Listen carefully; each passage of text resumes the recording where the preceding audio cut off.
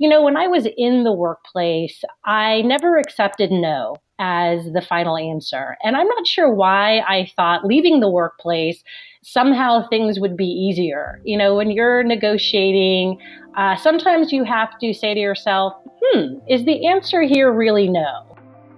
Words of wisdom from my friend Christine. On today's Harness the Power of Planning podcast, I have a special treat for you. I am re-airing an episode, one of my most popular episodes, but it's from 7 years ago, so I'm guessing many of you haven't heard it. In this episode, I share with you a communication strategy that has helped me so much with my family, with dealing with anger, really. And then Christine and I chat. This is when she had recently moved from California to Texas. And then at the end, I give you a cooking tip, which is something I don't do anymore. Maybe I should. Let me know what you think. All of this on episode 98 of the Harness the Power of Planning podcast. And by the way, be sure to check into episode number 100 coming in 2 weeks. I have some very, very special plans for that episode. But for now, let's listen in on this one starting now.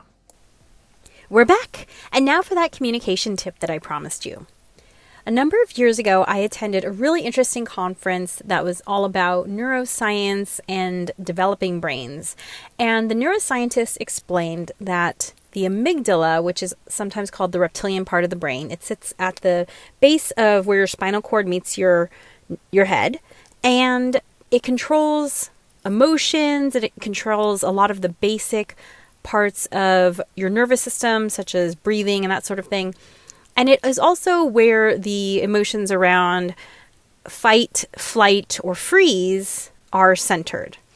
And she was talking about how the amygdala and the thinking part of the brain, which is the front part of the brain called the prefrontal cortex, how these two parts of the brain have a dampening effect on each other so that they can't both be operating at the exact same time. And she said that is why you cannot have a highly emotionally charged discussion that is also logical. Because if you're highly emotionally charged, you're in the amygdala part of your brain. You're not in the prefrontal cortex part of your brain, the front of your brain, the thinking part of your brain. And she said that through practice, you can actually learn to quiet your amygdala, meaning the reptilian part of the brain, so that you don't go into fight, flight, or freeze mode, even when you're challenged with a difficult situation. And she further shared that people who are longtime practitioners of meditation have been shown to have measurably smaller amygdalas. Okay, so all very interesting stuff. When you think about the fact that you are basically just a collection of habits, that you have a way of reacting to things, and if the way that you've grown up reacting to things is in this fight or flight response, that you can get out of that habit if you can retrain your brain to have new ways of reacting to things. So I thought this was very interesting information, the fact that the amygdala and the prefrontal cortex cannot be essentially on at the same time. So I started an experiment.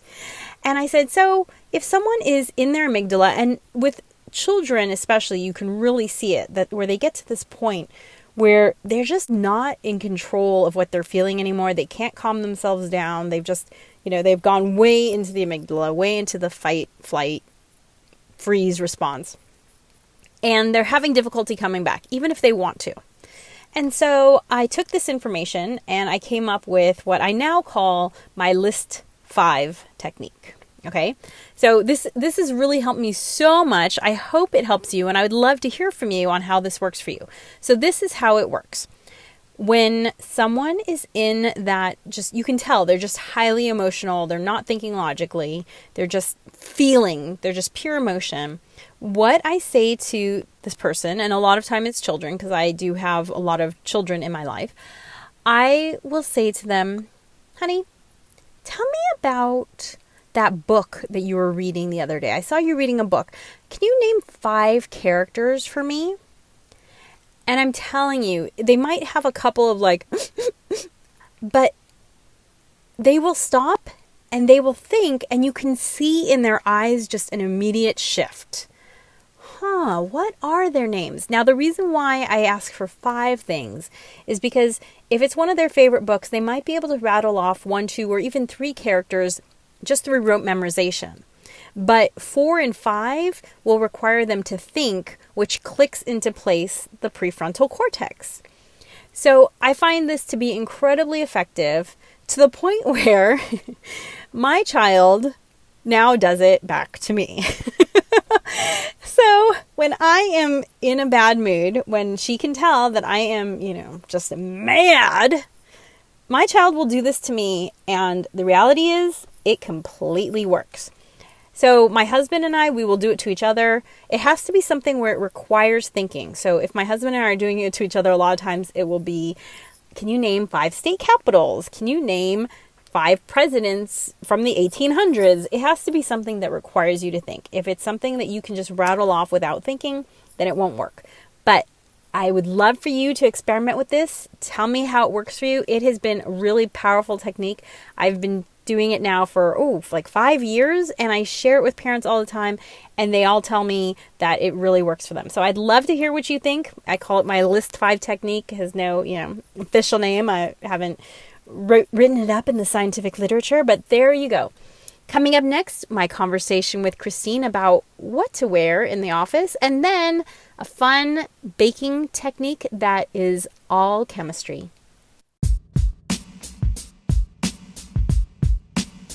Hi world, I am here with my friend Christine Keegan, who was introduced in episode 4 as one of my recurring guests. She's one of my oldest friends. We've known each other since junior high, but the reason why I asked Christine to be a recurring guest is partially because of her background. She's worked for the last 20 years in HR capacities for big companies, including Disney. So that way, if you have questions about being an employee or an employer, you can write those in. But I also asked her because she recently undertook a big move that I feel like is kind of something that's been going on recently, is people moving from higher cost of living places to lower cost of living places. I know at least a half dozen people who've done it in the last few years. And so she recently made that move where she moved from California to Texas, partially so that she could focus on being a stay-at-home mom and partially just have a different way of life. And this all happened very recently. So That's right. Hi, everybody. It's good to be back. I guess I've been in this house for about a month now. We're just outside of Dallas in Frisco. So you just moved into this house, right? Because you had moved to Texas 5 months ago or something. That's right, into a short-term rental. And so how's the move? Is it fun being in a new house?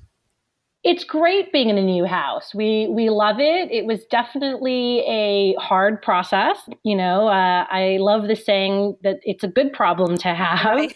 But it definitely was a good reminder for me that, when I was in the workplace, I never accepted no as the final answer. And I'm not sure why I thought leaving the workplace, somehow things would be easier. When you're negotiating, sometimes you have to say to yourself, is the answer here really no? So it was a good lesson for me in terms of my experience with the builder. Because you were in a short-term rental a lot longer than you had planned.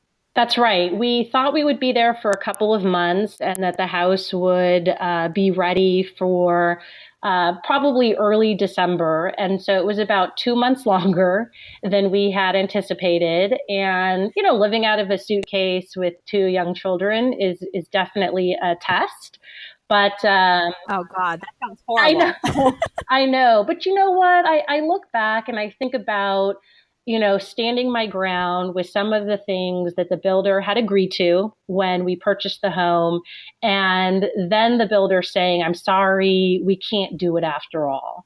And I really thought about, who is it going to benefit to accept that answer? Just the builder. That's the only person it's going to benefit.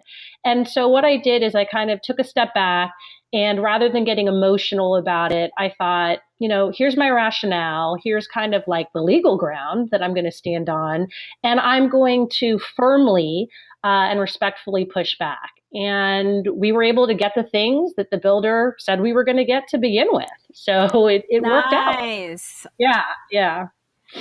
So, I had something similar. where, I had purchased one of those experiences for my husband as a gift, a race car driving experience. And technically the experience had expired from the people that I'd purchased it from, because my husband had been sick for a period of time, couldn't use it. But the race car driving place said, that's okay, we'll honor it. We understand he needs to be 100% well. But when he went to make the reservation, they then told him that he had to buy insurance, which was not discussed with the original people that I had bought the experience from. And that even if he bought the insurance, we might be on the hook for $3,500 as a deductible. Oh, wow. I know, right? It's a race car. Like, you scratch the paint. Is that $3,500? Right. So I went back to the company, who tried to say to me, no, this expired. And then I said, I would never have purchased this to begin with if I knew about this deductible. That's right. So what ended up happening? Oh, they gave me my money back, darn it. Good. Good. But they would have been happy for me to walk away, as I'm sure, your contractor. I mean, we don't like to think that companies think like this, but... Well, it reminds me of a boss I had, some 15, 20 years ago, who told me this story that if anyone walks into his office and asks for a raise, he automatically says no. And if they go away, he hasn't spent any more money. If they come back with more rationale as to why they should get the raise, and if he agrees, he'll give them the raise. Now, it's not the way I would manage, but it was a good reminder that sometimes you're going to hear no because it's easier for the other person telling you no. And if you have firm ground and rationale to stand on, then push back. Right. Which is an excellent segue into the HR related question I have for you. All right. So as you know, I owned a store for a long time. And one of the challenging things about my employees was how to articulate to them what was the appropriate dress code. So Can you answer this question of appropriate dress code, both from the employer's perspective, but also think of it as advice you would give to an employee that was going to the workplace? Look, I've definitely dealt with employees, especially, younger generation employees who say, I should be able to wear what I want and express my own style. And the truth is, we often change how we dress for the occasion or the venue. You may have a favorite pair of jeans you want to live in and that you do live in, but you're seldom going to see jeans at the gym, for example. It's just not an entirely comfortable way to work out. Right. Or maybe you're not a fancy dresser in general, but you might dress up for a wedding because it's not only respectful, but it can be fun to dress up. And the workplace shouldn't be any different. Dress for the occasion. Now, personally, I always took cues from the female executives who were senior to me. In fact, I'd look to the most senior woman at the company, since there's a lot of truth in dressing for the job that you want, right? Or the job that your boss has, because she didn't get there by accident. Her attire is part of her brand. Nice. Very good. But how, as an employer, would you approach a conversation with an employee that maybe isn't following the dress code the way you would like? So it's really important as a manager to always be very specific, direct, and honest with your employees. And it's equally important to make sure that you have a policy that's been agreed to that you can fall back on. And that policy can absolutely be defined, for example, as not wearing anything that you would wear to the beach or the gym or the nightclub. And it can absolutely include language that ensures undergarments can't be visible or nipples can't be visible. So in terms of what you can say to your employee, have a conversation in private, ideally at the end of the day, so your employee is not sitting there uncomfortably all day. And if you have somebody who's solid, you can say that. Hey, Sarah, you're a solid employee, but you're often wearing tops that are exposing your bra. And I'm not sure if you're aware of that. And then pause. Let the employee respond. Often employees are going to say, oh, wow, I didn't realize that. I'm going to ensure it doesn't happen again. And if you have an employee who says, what's the problem? Then go back to the policy, go back to the brand that the company is trying to put out there. And again, if that includes not exposing undergarments, then that's what you're going to fall back on. I love that pause, because introducing your concern as a question is a way of pointing it out without being accusatory, right? Absolutely. It won't put the other person on the defensive. Exactly. And what I find is that most people want to self-correct. So give them that opportunity to self-correct. And, another piece of advice I would love to share to the listeners is also be picky about what you're bringing up and make sure that you're not clouding personal opinions with company policy. And an example of that is expecting women to wear lipstick or stockings or for their hair to be worn in a certain way. Those actually land you in legal trouble. So make sure that if you have an HR rep, that you go to them and you run the dialogue by them to ensure that they're going to back you up if the employee complains. Ugh, such good advice, Christine. See, this is why I have you here. So, Thanks. So if you have questions, HR-related questions for Christine that you'd like her to answer, please email them to hello@Alegre Ramos, ALEGRERAMOS.com, or you can download the free Anchor FM app and you can do a call-in question, which means that you record a message and I can play it on the air, which is really fun. Thanks, Christine. I can't wait to hear what people have you answer next. You're welcome. I'm loving being on the show, so thank you. Coming up next, a fun way to experiment with chemistry while baking. After the tunes.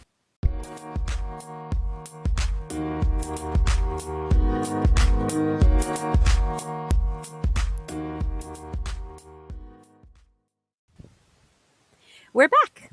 Now, students in my cooking classes are always really surprised at just how scientific cooking can be, especially baking, which has a lot of chemistry because there are a lot of chemical reactions that happen when you're baking. Especially one of the most obvious ones, for instance, is when you're wanting to make things light and fluffy, you have to add baking powder or baking soda.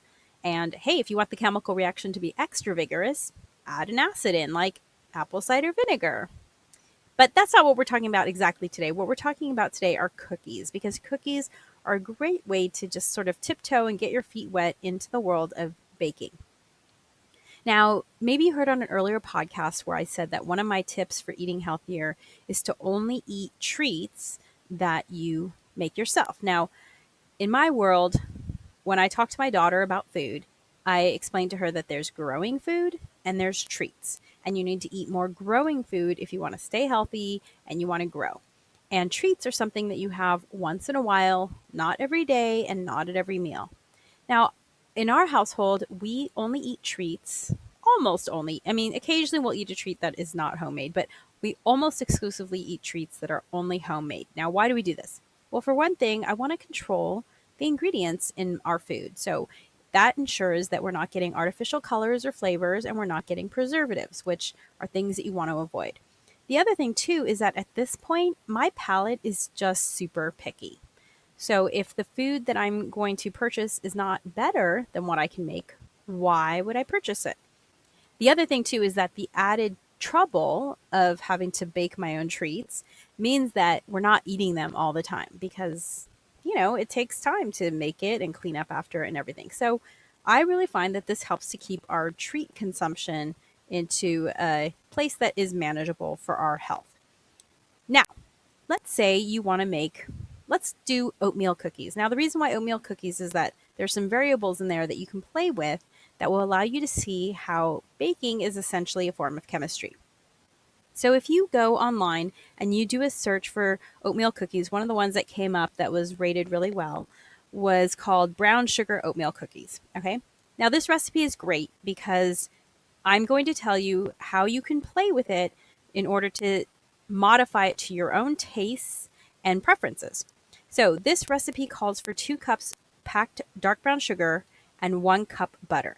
Now, depending on what kind of fat you cook with, this will really impact the flavor and the texture of your cookies. So if you like a crispy cookie, butter is a better fat to work with. But if, let's say you're vegan or vegetarian or you want to play with non-animal fats, you could use coconut oil. However, you're not going to get a crispy cookie the way you would get with butter. The other thing, if you like crispy cookies, is you should use white sugar instead of brown sugar. Now, white sugar doesn't have the same flavor. It doesn't have that same caramel flavor that brown sugar has. But you can also do half and half. Mix brown sugar with white sugar. The other thing you can do to affect texture is to refrigerate your dough before you cook it. Especially if you refrigerate it overnight, you'll see a greater difference, because if your cookie dough goes into the oven and it is super cold, then it will crisp up really nicely than if it was a warm dough that you put into the oven and then it just kind of melts and spreads all over the place. So here's what I want you to do. Take this recipe and play with it. Now, here's some ways you can play with it. You can play with the sugar content. You could use all brown sugar. You can use half brown, half white sugar. Or you could use all white sugar. The other thing you can do is you can play with the fat content. You could use all butter. You could use half butter, half coconut oil, or you could use all coconut butter. And then the third thing you can do to play with it is you can cook some right away. You can refrigerate some and then warm them up by rolling them into balls and then cooking them. Or you could roll them into a log, refrigerate them, and then just slice them and throw them into the oven. And try out these different ways of playing with your cookies and see what you prefer. It's a lot of fun, and it teaches you so much about how ingredients work together that it will definitely affect you in the future in terms of when you look at a recipe, you'll be able to say, I like the idea of that recipe, but I want to play with it a little bit. I want to change the flavor or texture or whatever. So there you go. Well, I hope you enjoyed this episode of the Harness the Power of Planning podcast. I know it's a little bit of a departure from the topics that I talk about most podcasts, but let me know what you think. I'd love to hear, and you've seen Christine in and around, and she will be on episode number 100, of course, because she's been a part of this whole journey. And if you're interested in taking your planning skills to the next level, visit tinyurl.com/HPOP on demand and find out about my signature course, Harness the Power of Planning. Until next week, remember that planning makes everything easier. Thanks for listening to the Harness the Power of Planning podcast. Be sure to subscribe and rate wherever you listen. Dream wild, wild dreamers.